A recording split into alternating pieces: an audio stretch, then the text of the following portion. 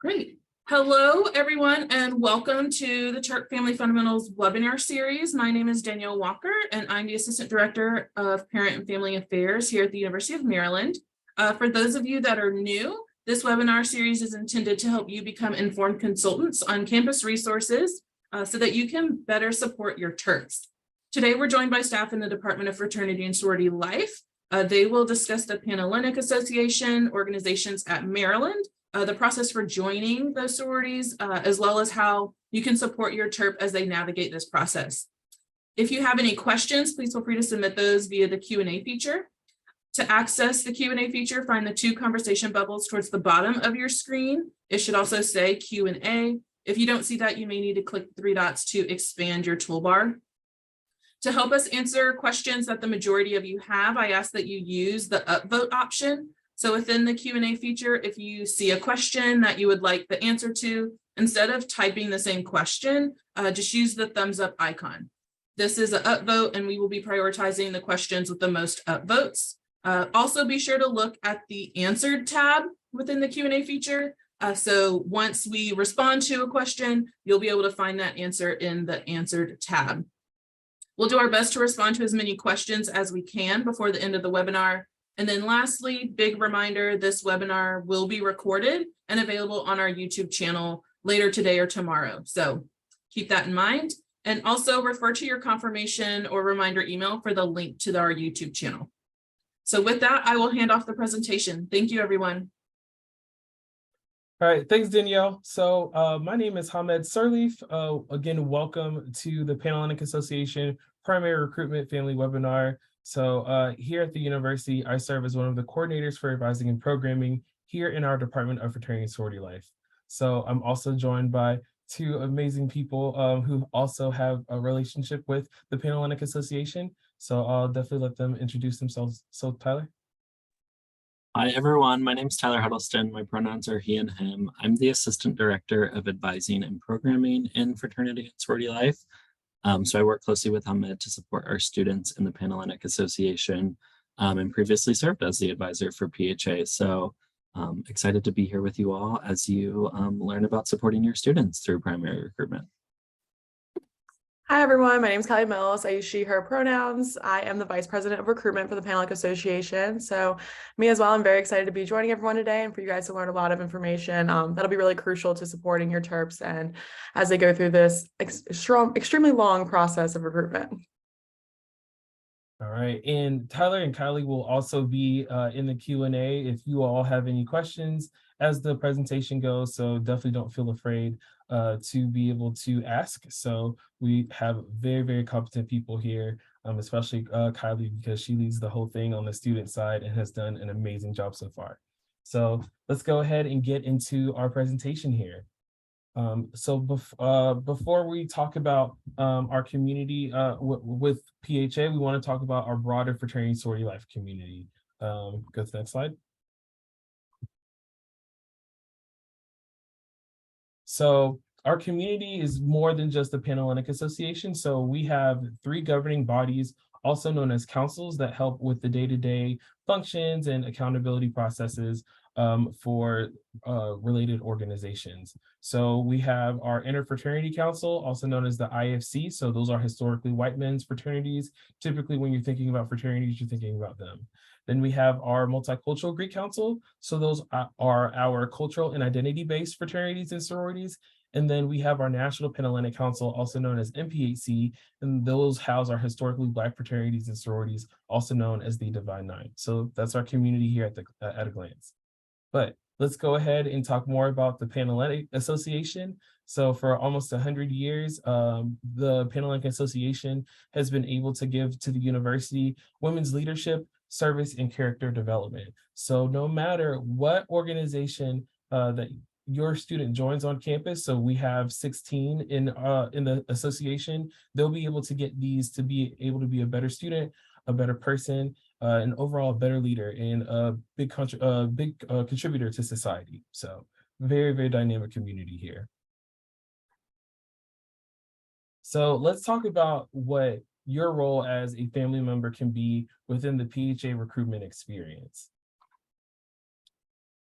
So first, it's really important to be a sounding board. So before, during, and even after the recruitment process. So this is going to be a very long and tough times in some cases for students. So it's really important that they have someone to be able to vent to. Also, it's important to be a support system. We really encourage trusting your student making decisions on their own. So whatever your role is in your Terp's life, you have done an amazing job of getting them to where they are now, especially because in most cases, surviving their first semester of college. So it's really important that in this space that we're helping them make the tough decisions on their own. Also, it's important to be a celebrator and consoler. So how are we celebrating the small wins together? How are we, being able to comfort your student during, times that are really tough, especially if they, didn't get invited back to a chapter they were interested in, or, the like. So also, it's really important to be a partner and a friend. So here in the department, we really want to be partners in this journey with you all, to be able to give you that support and to be able to help your student find a home, no matter where that is on campus. So let's talk about some, excuse me, let's talk about some tips and tricks to help support your Terp through the process. So simply let them vent. It is very important to let them vent. This process can be very scary and confusing.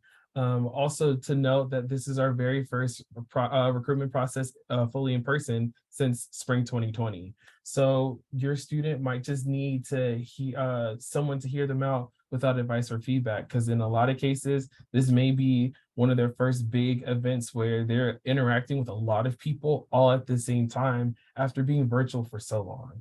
So that's definitely something to keep in mind.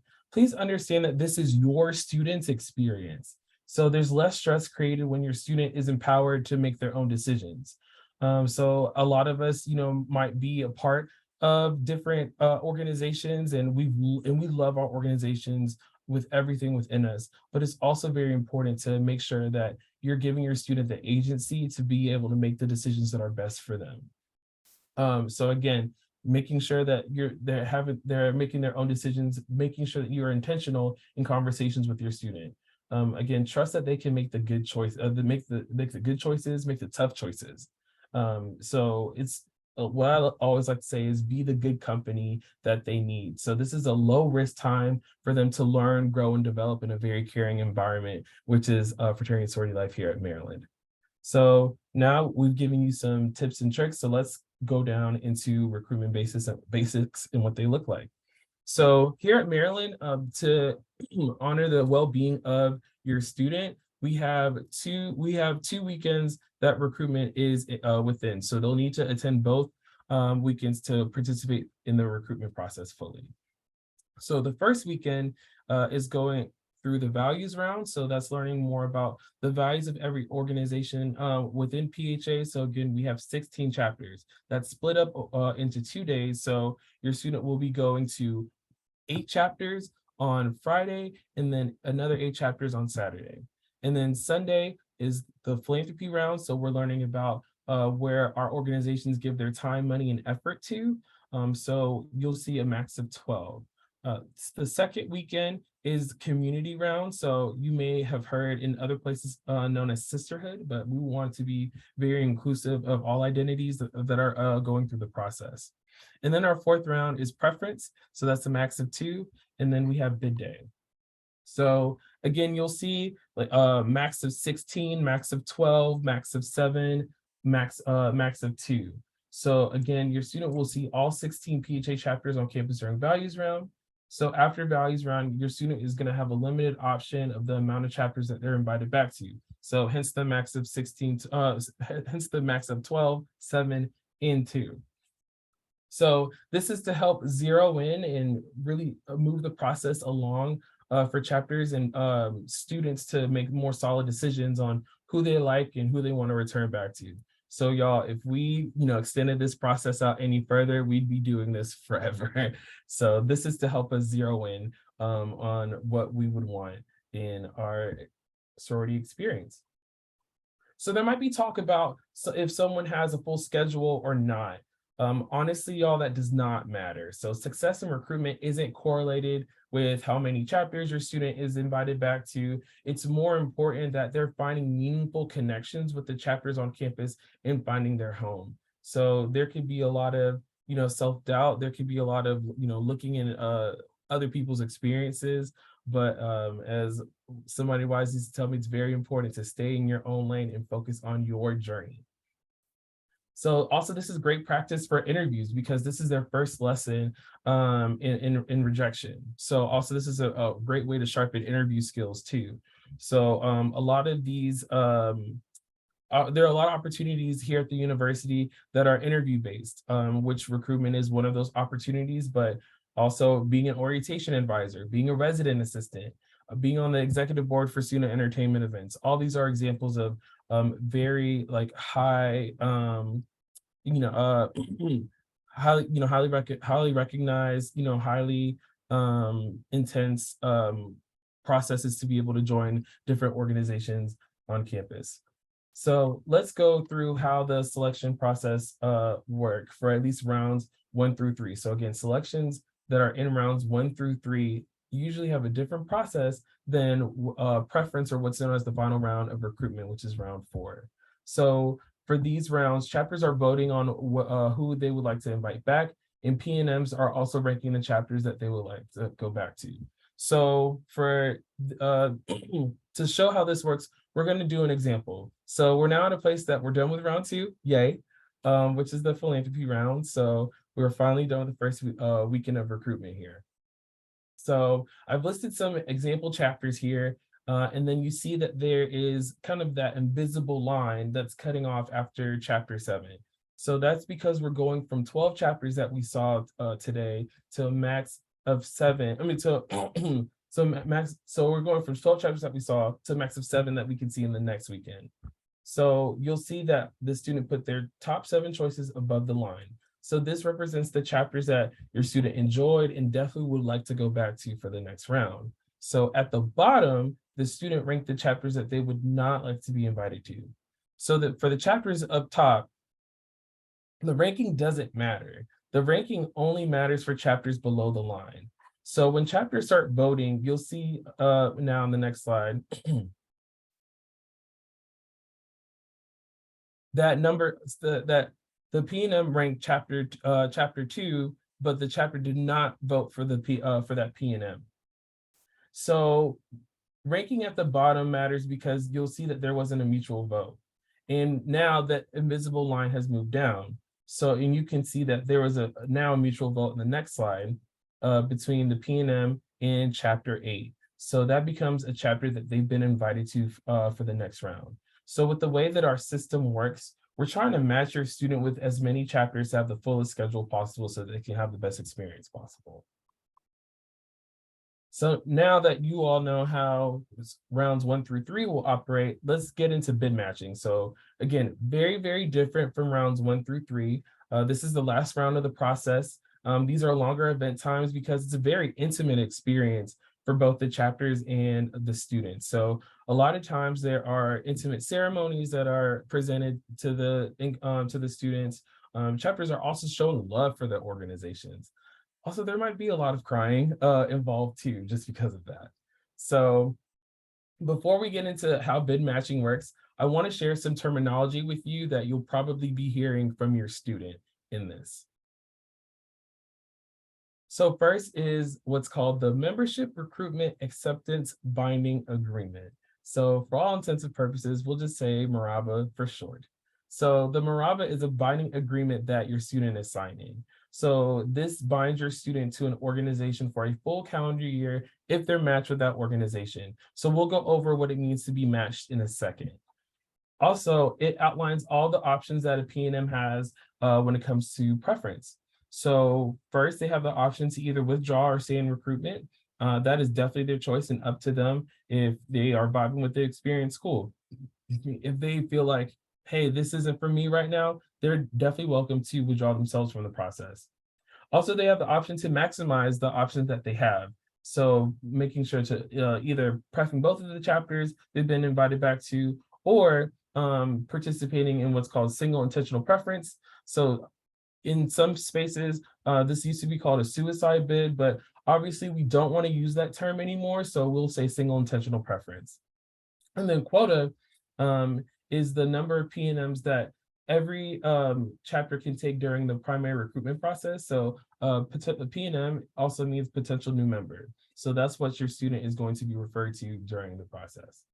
So basically how quota works is we take all of our MRABAs that were signed and we divide them by 16, the amount of PHA chapters that we have on campus. So the next slide. For this example here, we're just going to set quota to 3, meaning that chapter A and chapter B here can only invite up to 3 members into their organization. So let's go ahead and start off with Lindsay. So both chapters loved her, you know, she had a really great experience. They've ranked her as number 1. So Lindsay went in to maximize her options and ranked chapter A and chapter B. So chapter A first and chapter B second. So because of that, in the next slide, Lindsay will be in chapter A. So if multiple chapters rank a P&M first or above the quota line, it will all be what it'll all be up to what the P&M ranks at that point. So again, that quota line is that thick red line there, and it's going to be very fluid. So now the quota line moves down. So again, it's very fluid. The quota line is fluid, and it'll depend on what match, and it moves depending on what matches are made. So in the next slide, we're going to look at Bailey. So Bailey was invited to 2 chapters and preferred chapter B over chapter A. So because Bailey is over the quota line, it all comes down to what they prefed. So because Bailey prepped chapter B over chapter A, next slide, they will become a member of chapter B. So, and they've been officially removed from the list. So the next example is Caitlin. So Caitlin, you can see that she's ranked she's ranked number 3 for chapter A, but she's also ranked number 5 for chapter B. In her selection, she prepped chapter B over chapter A. Because she maximized her options, Caitlin will be in chapter A. Next slide. So this is where maximizing your options will come into play. Because she attended both events and prepped both chapters, you know, we'll be able to guarantee a bid. So we always hope that we get our first options, but sometimes we don't. But we're still matched to an organization because we maximize our options. So again, that guarantees us a bid. So the next example is Sarah. So Sarah is ranked number 3 for chapter B and a little bit lower on the list than what we can see for chapter A. We'll say like chapter 10. We'll say like number 10. So Sarah has a realization that that they vibe a little bit better with chapter B than chapter A. So this is an example of a student single intentional preferencing. So again, it's totally okay for them to do so. It's also listed on the MRABA. So while it's okay for them to do so, it does reduce their chances of getting into an organization. So because we're not maximizing our options, we aren't able to guarantee your student a bid from prepping 1 chapter. Because Sarah is 10 for chapter A and 3 for chapter B, and also because Sarah's above the quota line, Sarah's going to be in chapter B. Next, we'll see Elena's experience. So she was only invited to 1 chapter that evening, and that's totally okay. So after making her selection and signing the MRABA, she prepped that chapter and she'll become a member of chapter A. So this is usually the part where like we get really excited because there's not, you know, sitting on pins and noodles, like they can sleep easy because they're going to bid day, they're getting a bid, they're going to live their best life. So we're very excited. We're very excited for Elena. So now let's look at Lauren. So Lauren was number 6 for chapter A and also number 7 for chapter B. So both are below the quota line. So because she prepped chapter A over chapter B and maximize her options, she could be placed in either chapter. So after initial matching has been done, she'll be added to one of these chapters through the computer program we use for bid matching. So again, this is how you can see that maximizing your options does have some benefits, but it's really whatever your student is wanting to do at that time. So our final example here, going into Katie. So going into Alice, for example. So Alice prepped chapter A, and then her second preference is chapter B because Alice is below that line and she intentional single preference. she did not match. But now she's eligible for what's called continuous open bidding, which is a more informal recruitment process based on what chapters still have room to have people join their organization. So that'll typically happen after primary recruitment in the spring, and then it'll happen all semester throughout the fall. But it's only certain chapters that have space. So you cannot choose from like all 16 chapters as you would be able to in the primary recruitment process. So shifting gears to the residential experience, because these are questions that we get a lot from families, we definitely want to talk about what that looks like for your student. So at Maryland, all 16 of our PHA chapters do have residential facilities, also known as houses. So the capacities are from 30 to 40 beds in them. So with our department, we have leases with 13 PHA chapters.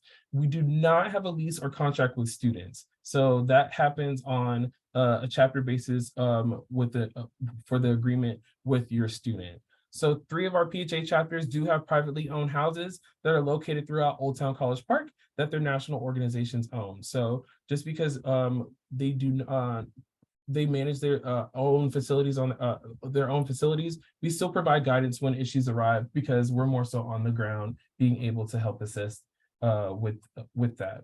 So also wanting to mention at this point of the year, your students may have already signed leases for different apartments or houses around town. So if they decide to accept a bid, and also during the process, they need to be able to have a conversation with the chapter on what does the housing experience look like, figuring out how to reverse their lease agreement, or just figuring out if this is really going to be an experience that they can take on right now. So here in the department, we can't reverse any decisions that chapters decide to make when it comes to housing. So next slide.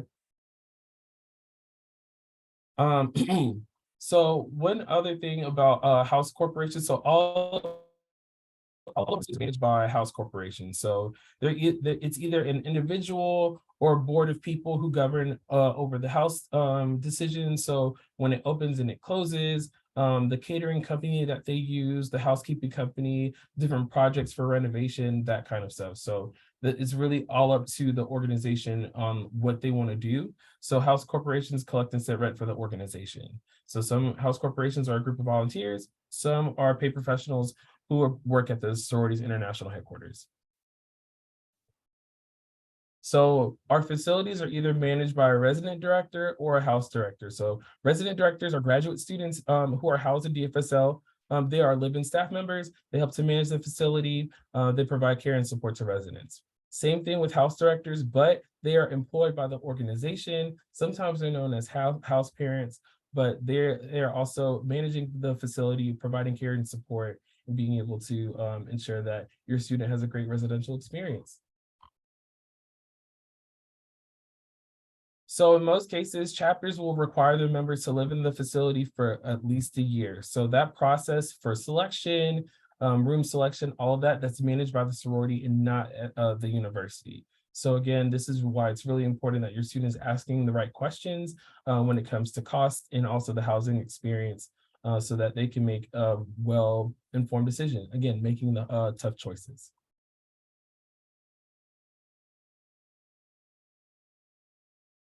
So this this takes us to the end of our presentation. So again, thank you so much.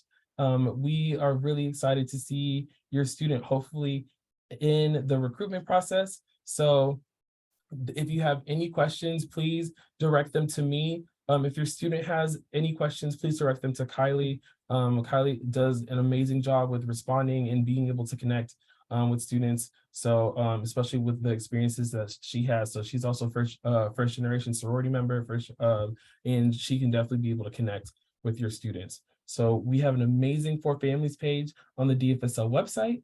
So please check that out as well with our general FSL webinar that we have on all 4 of our councils. And then also as a shameless plug, Kylie, for the next slide. Please get your students to register for recruitment. So we are about 9 days out from recruitment closing. So they can go to umdpha.com This is a QR code that leads to that. So it is $25. So that includes food, a t-shirt, and helps us run the computer software that does all the magical stuff I just talked about. But that's really about it. It's going to be a really good experience, and we hope that we can help your student find their home here at the university. Great, thank you. So there were 2 questions put in through the Q&A, and we will keep this up. So if you do have questions, please feel free to go ahead and submit those now. The first question is, are students required to live in the house? See, Kyle, you want to take that one? So traditionally, this is something that's based off like sorority to sorority. So this is something that your student and should ask about when they're going through that process.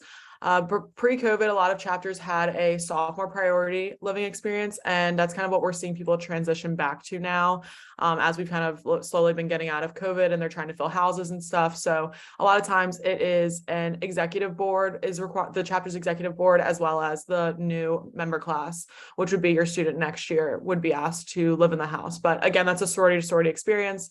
So it's definitely something that they should be encouraged to talk about. There will also be a presentation about financial and housing commitment, transparency, and stuff like that. That'll take place during philanthropy. So they'll be made aware of like any commitments that they should be expected to make early on in the process. So that should help with them making that decision. Thank you. So Tyler did answer one of the questions that came in, but I do want this to be kind of talked about for the larger group. But one of the questions was, do Friday afternoon classes impact the schedule? And I can read a little bit of Tyler's response, but if Kylie or Tyler or Hamed have anything to add, please feel free. So Tyler just said, we try to start late enough on Friday so that students are able to engage with the full process.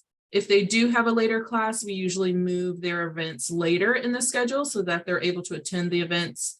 And then if we aren't able to move their schedule, they'll be excused from their event. But if there's any, I guess, additional information that anyone wants to share on that or further elaborate, you have the floor. Awesome. And then part 2 of that question was, are resident directors or house directors sisters of that sorority for the house that they're living in? So they are typically not. So those are people that either we hire here in the department or the individual organization will do that. So either they are members of other organizations or not a member of an organization at all, just really wanting to help support the student residential experience. Thank you. What is the best piece of advice that either you received or would pass along to a potential new member as they approach this process?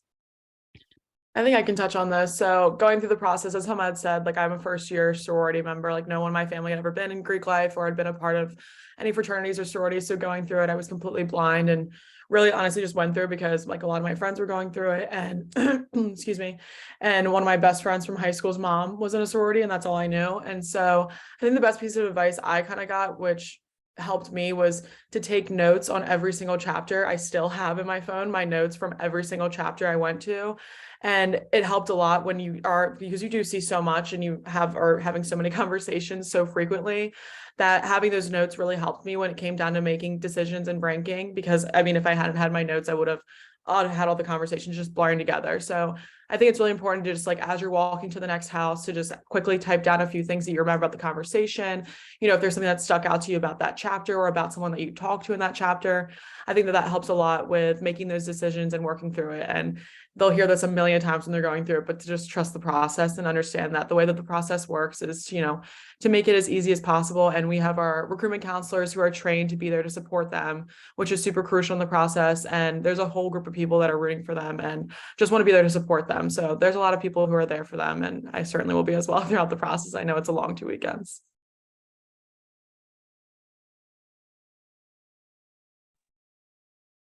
Great, thank you.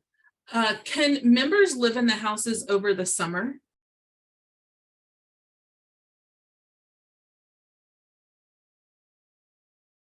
So living in the house over the summer is usually not something that students can expect.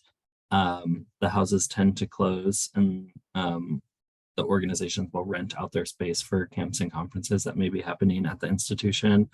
But again, that's very organization dependent. So there may be instances where someone would approve that. But it's more likely that someone would sublet a space that one of their sorority sisters was potentially renting for the next year, rather than living in the chapter facility themselves or itself. Thank you. And are the living in the sorority houses, would that be considered living on campus or off campus? So for our university-owned facilities, that would still be considered university housing, just operated through our department. And the three that I mentioned that are in Old Town College Park, that would be considered off campus.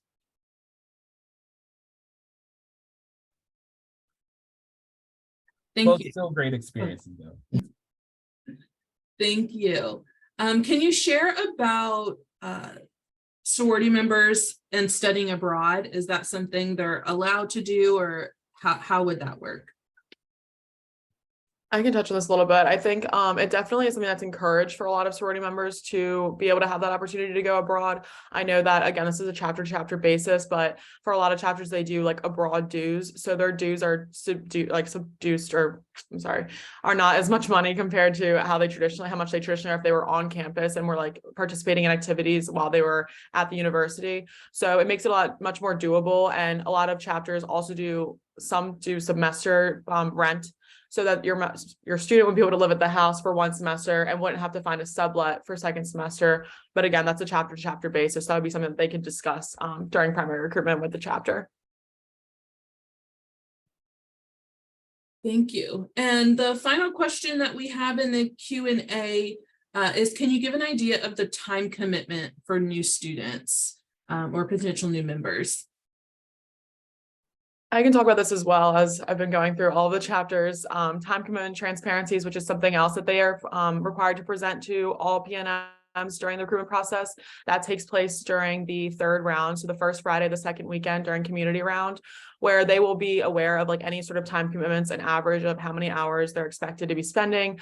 For this chapter, a lot of them have philanthropy requirements and will end up having some sort of like new member education, which just helps them to learn a lot about the history of their chapter and organization.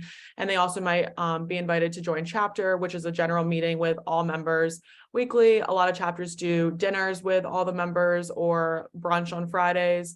So a lot of them aren't like, some of them are optional, but most things that are required are like new member education and anything philanthropic. So those are the two big things that are pretty consistent across the board. Some chapters have, again, chapter basis, have different things that they require of their members, but that's the general expectation. Thank you. Can you speak to the dues and when are they required to be paid? So again, there's a financial transparency that'll be presented during philanthropy round. So that'll be presented by every single chapter that your PNM attends. And that's where they'll learn more about, what dues look like, how much they're expected to be paying for new members. I know that from what I've seen from every single chapter, they do all have an option for a way to like split up dues into different financial payments. So depending on if your student was living in the chapter house, they may be able to like pay rent on like a monthly basis. Some chapters do it on like a 3-time payment plan throughout the semester. It really just depends. Majority of the time, they'll know upon bid day, they'll learn more about this information again once they join their chapter and during financial transparency. However, they won't be expected to like pay right up front, the second they step on the lawn for bid day or anything like that. It's usually they'll understand the process and how many weeks they have. Again, traditionally, from what I've seen from a lot of chapters, it's about like that 6 to 10 weeks new member period is, when they start making those payments for dues following bid day. Great, thank you. So those are all of the questions that came through the Q&A. Are there any other, information, resources, anything that you all as panelists want to share before we close out the webinar today? Sorry, Danielle, I think I may have answered one of the questions before you saw it in the open section, but there was a question about which houses were considered off campus. And so I answered that. Kappa Alpha Theta, Alpha Z Delta, Delta Delta Delta, and Kappa Delta are all organizations that have privately owned facilities. I did just want to note that regardless of on or off campus status, students and their families enter into a contract with the organization and pay them directly. So if your student's living in a traditional residence hall, that's likely going to their student account and you're able to pay it through that platform. I do want to make a note that for living in a chapter facility, that gets paid through a different platform than the university bursar's office.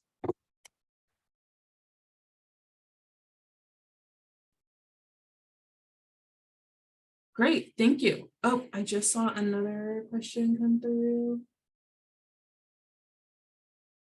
Oh, are there differences between privately owned houses and the, I guess, university houses?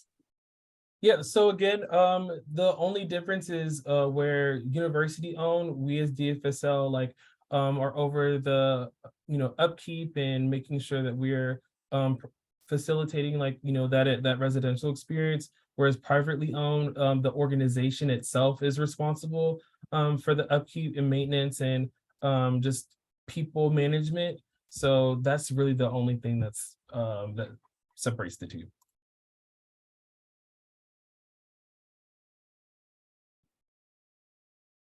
Great, thank you so much. So we're going to go ahead and close out the webinar. Thank you all for joining us this afternoon. If you do have any more remaining questions, please either reach out to my office or DFSL. If you can go to the previous slide just so they can see the contact information again. Yes, so there's contact information if you want to reach out to them directly. As I bring this webinar to a close, I do want to remind you all that this webinar is being recorded. And so once we are done here, I will work to get this uploaded to our YouTube channel. And so you can view the recording and also share it with your student if you'd like. So you can find our recordings on YouTube, and at the top, just type in Terp Family and you'll be able to find all of our previous recordings as well as this one. Also, later this afternoon, you'll receive an email with a survey asking for feedback on this session, as well as topics that you want to learn about in the future. So please complete that survey and let us know how we did and how we can improve. Thank you so much for joining us this afternoon, and I hope you all have a great rest of your day. Thank you.